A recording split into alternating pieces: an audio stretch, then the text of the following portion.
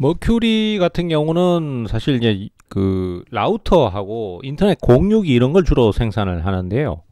이 회사는 지금 뭐 대충 이 주봉으로 보셔도 아시겠지만은 상장을 했을 때 이후로 지금 주가가 제대로 크게 오른 적이 한 번도 없습니다. 계속 거의 한 5년 동안 계속 내리기만 했거든요.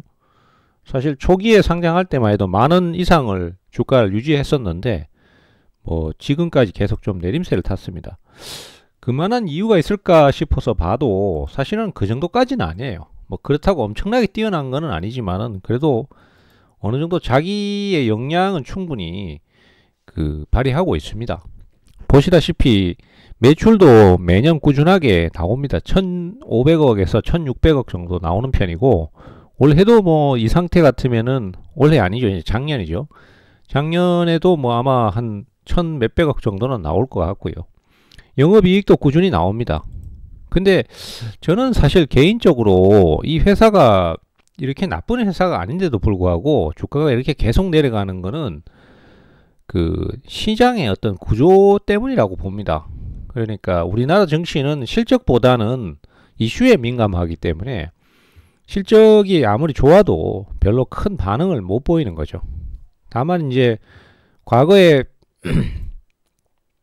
재작년 같은 경우에 2023년도에 그 우크라이나 재건 관련해서 그 인터넷 통신망이 들어갈 경우에 혜택이 있다고 해서 주가가 한번 급등을 했던 적이 있고요. 그때 한 5,000원에서 10,000원까지 한번 급등을 했습니다. 그리고는 뭐 그 이후에 계속 좀 내리는 상태고 최근 들어서 이제 주가가 좀 요동을 치기 시작했고 움직임이 나오기 시작했는데 그 이유가 제2기 트럼프 행정부가 들어서면서 그 중국에 대한 견제가 굉장히 강해졌습니다. 중국에 대해서 보복 관세식으로 60%를 매기겠다는 얘기가 있고 그 다음에 보안 유출을 이유로 해서 중국 관련해서의 전자장비나 뭐 여러가지 제품들을 안 쓰겠다, 판매를 금지한다, 뭐 이런 내용들이 많이 나오고 있습니다.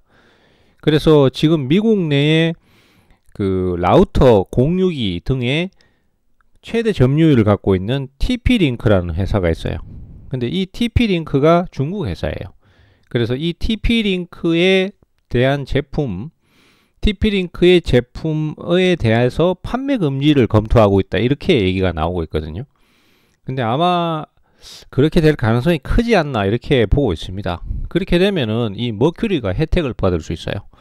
머큐리 같은 경우는 이제 미국의 공용 그런 통신 프로토콜에 대해서 허가를 다 받아 나온 상태고 또 거기에 맞춰서 제품 출시를 하고 있습니다. 그래서 TP-Link가 이제 아예 판매 금지가 되면은 그 외의 제품들이 수혜를 받게 되는데 그래서 머큐리도 득을 볼 가능성이 있지 않느냐 해서 최근에 주가가 움직임이 좀 강하게 나왔습니다. 최초 여기서 한번 떴고 그 다음에 후속 매수가 여기서 한번 들어왔는데 지금 바로 돌파는 안 나오고 조정 거치고 난 다음에 지금 옆으로 횡보하고 있는 중이에요. 근데 조만간 아마 반전 시도가 또 들어올 가능성이 있어 보입니다. 그리고 만약에 실제로 그 TP-Link에 대해서 판매 금지가 이루어지게 되면은 이 종목은 급등세를 더 탈 가능성이 있다, 이렇게 보셔야 되겠습니다. 뭐 종목은 굉장히 소형주예요. 소형주인데 주가가 중장기적으로 하락을 많이 했었고 그래서 가격 부담이 좀 적은 상태고 그렇다고 해서 기업의 어떤 실적이나 이런 것들이 막 부실해 가지고 뭐 들고 가기가 부담스럽다 이런 거는 아니에요. 특히 지금 이제 벌써 1월이지만은 3월 고민을 해야 되거든요. 3월 되면은 그 감사보고서 제출 시즌이 다가오기 때문에 기업이 부실하다 이런 거는 절대 손 안 대는 게 좋습니다. 그래서 재무제표를 꼭 보면서 대응을 해 가시는 게 좋고 뭐 그런 면에서 봤을 때 실적도 뭐 그렇게 나쁘지 않고 그 다음에 신용 비율도 그렇게 높지 않기 때문에 한번 노려볼 만하다, 이렇게 판단이 됩니다.